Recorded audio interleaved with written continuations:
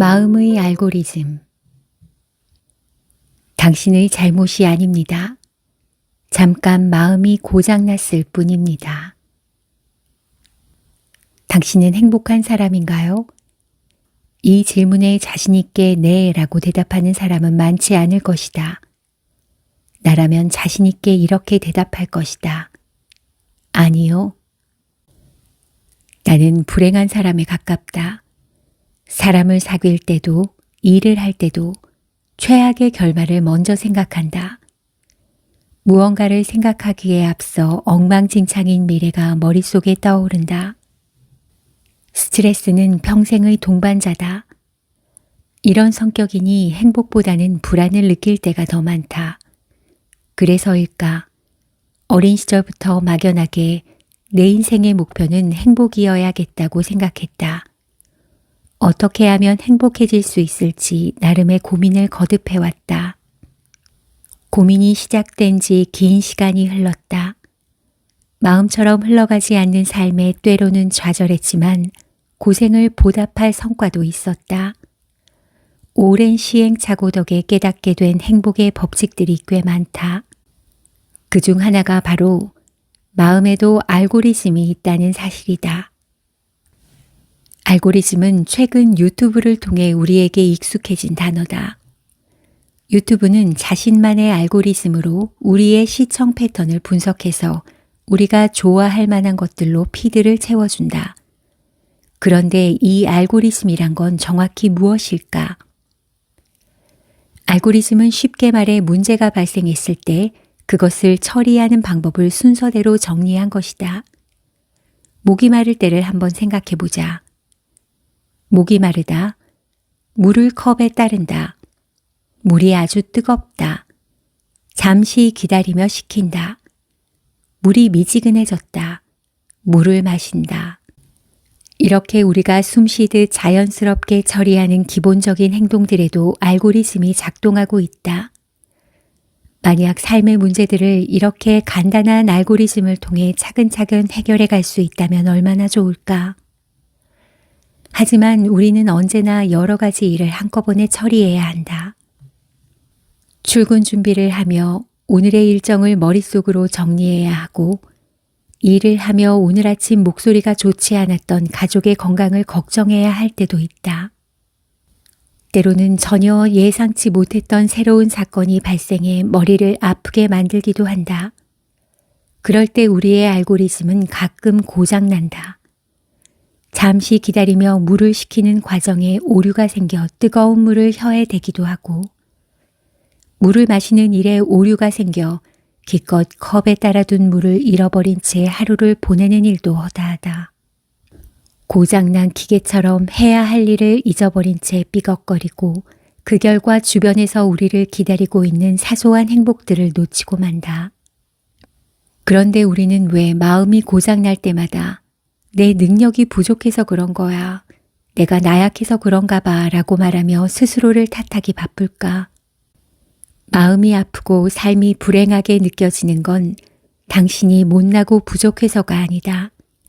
당신의 마음이 복잡한 경험과 감정들을 처리하느라 잠시 고장났을 뿐이다.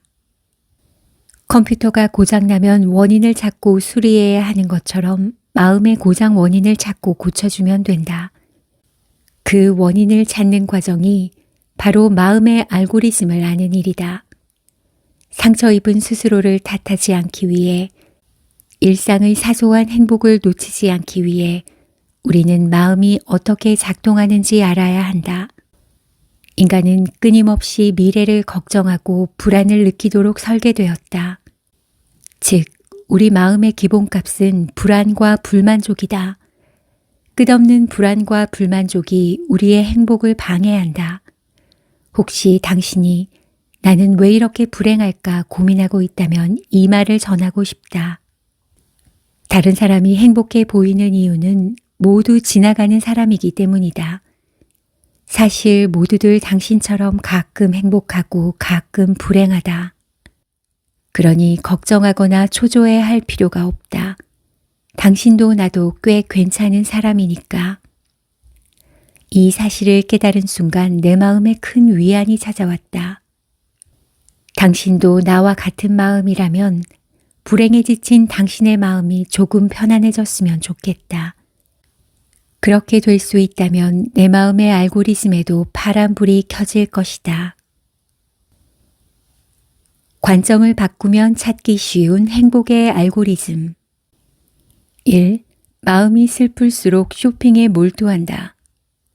쇼핑은 정말 즐거운 활동이지요. 그래서 우리는 쇼핑이 기쁨, 행복 등 즐거운 감정들과 관련이 있으리라 생각합니다. 그런데 많은 심리학자는 엉뚱한 감정이 쇼핑과 연관성이 깊다고 이야기합니다. 쇼핑은 슬픔, 불안, 우울과 같은 부정적인 감정들과 관련이 깊다. 혹시 필요 없어도 남들에게 보여주기 위해 물건을 산 적이 있나요?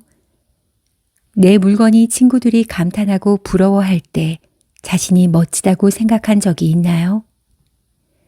혹은 내가 가진 물건이 나의 수준을 보여준다고 생각한 적이 있나요? 쇼핑이 주는 쾌감의 심리적 본질 중 한 가지는 이것입니다. 내가 가진 물건이 내 가치를 높인다. 이 본질을 이해했다면 유행하는 물건을 가지지 못했을 때 오는 불안감의 정체도 알 수 있어요. 그 정체란 저 물건이 없으면 남들에게 못난 사람으로 보일 거야 라는 걱정과 초조함입니다. 하지만 우리는 모두 알고 있습니다. 저 물건이 없다고 나의 가치가 떨어지는 일은 없다는 것을요. 반대로 저 물건이 있다고 내 가치가 올라갈 일도 없지요. 진정한 나의 가치는 아픈 가족을 걱정하는 마음, 힘든 친구에게 건네는 도움의 손길, 졸린 눈을 비비며 출근하는 노력에 있습니다. 내 성품의 가치는 영원하지만 물건의 가치는 오래가지 않습니다. 명품으로 내가 대단해졌다라는 느낌을 받아도 잠시뿐. 곧 신상이 나오면 다시 불안이 찾아오게 됩니다. 결국 물건은 낡고 헤어지면 사라질 뿐 나 자신이 될 수 없으니까요. 과도한 쇼핑 욕구가 계속된다면 내면의 공허함을 살펴볼 필요가 있습니다. 2. 영원한 행복은 없지만 꾸준한 행복은 있다. 인생 한 방이야. 내가 로또만 사면, 저 사람이랑 사귄다면, 의사, 판사, 공무원만 되면 내 인생은 평생 행복할 거야. 다들 이런 생각들 한 번쯤 해본 적 있을 것입니다. 그렇지만 아무리 멋진 이벤트가 벌어져도 그래서 날아갈 것 같이 기뻐도 그 일로 평생 행복할 수는 없습니다. 도대체 왜 우리는 영원히 행복할 수 없게 만들어졌을까요? 이 질문의 답은 놀랍게도 우리가 영원히 불행할 수 없는 이유와 똑같습니다. 우리가 영원히 행복해질 수 없는 이유도 심리적 면역 체계에 있습니다. 심리적 면역 체계는 슬픔뿐만 아니라 기쁨에도 작동하기 때문이지요. 슬픔이 영원하지 않듯 기쁨에도 유통기한이 있습니다. 아무리 기쁜 일이 있어도 시간이 흐른 뒤 뒤따르는 힘들고 슬픈 일에 묻히게 됩니다. 그리고 기쁨도 합리화, 축소하기, 대안 만들기, 나쁜 의미 부여하기를 거쳐 작아집니다. 로또에 당첨되니 사방에서 돈을 빌려달라 하네. 이것도 마냥 좋은 건 아니구나. 이같이 부정적인 면이 갈수록 부각됩니다. 심리학자 소니아 류보머스키는 기쁨에 관한 심리적 면역 체계에 쾌락 적응이라는 이름을 붙였습니다. 이러한 심리적 면역 체계는 인간의 생존 본능이 만든 것으로 보입니다. 한 가지 감정에만 매몰되어 살다 보면 위험에 처하기 쉬우니까요. 슬픔이든 기쁨이든 어떤 강렬한 감정에 오랜 기간 빠져 있다가는 언제 다가올지 모르는 다른 부족의 습격이나 냉정함이 필요한 사냥, 수렵 채집에 불리했을 것입니다. 어쩔 수 없이 우리는 인생 한 방으로 평생 행복해지는 일은 불가능한 미션이라는 것을 인정해야 합니다. 그렇다면 평생 행복해지는 건 영영 불가능한 것일까요? 아니요. 인생 한 방으로 평생 행복해지는 것이 불가능하다는 뜻이지 평생 행복하게 사는 것 자체가 불가능하지는 않습니다. 물론 단 한 번의 좌절도 없이 행복해지려는 건 욕심이지요. 하지만 나에게 주어진 행복을 더 자주 그리고 더 오랜 시간 느끼며 사는 건 가능합니다. 3. 나를 아끼는 건 마음보다 행동으로. 넌 지금 그대로 충분해. 나를 좋아하기 위해 꼭 명심해야 할 말이에요. 그러나 말을 되뇌는 것만으로는 많이 부족합니다. 더 중요한 것이 바로 실천입니다. 당신이 당신을 진심으로 좋아한다면 스스로를 즐겁게 해주어야 합니다. 당신을 미소 짓게 만드는 행동은 무엇인가요? 친구와 수다 떨기, 맛있는 커피와 디저트, 금요일 저녁 치킨, 침대에 누워 유튜브 보기, 뭐든 괜찮습니다. 당신이 재미있어 하는 일을 찾고 실천하세요.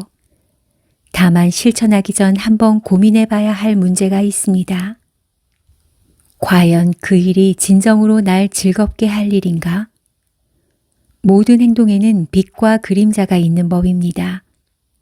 정말 즐겁다고 생각하는 일이 결과적으로는 날 고통스럽게 만들기도 합니다. 나를 행복하게 만드는 일을 찾을 때 즐거움과 괴로움 양쪽 모두를 고려해 어느 쪽이 당신을 진정으로 미소 짓게 만드는 일인지 생각해야 합니다. 치킨을 먹는 건 즐거움이겠지만 치킨을 먹어 살찌는 건 괴로움이겠지요.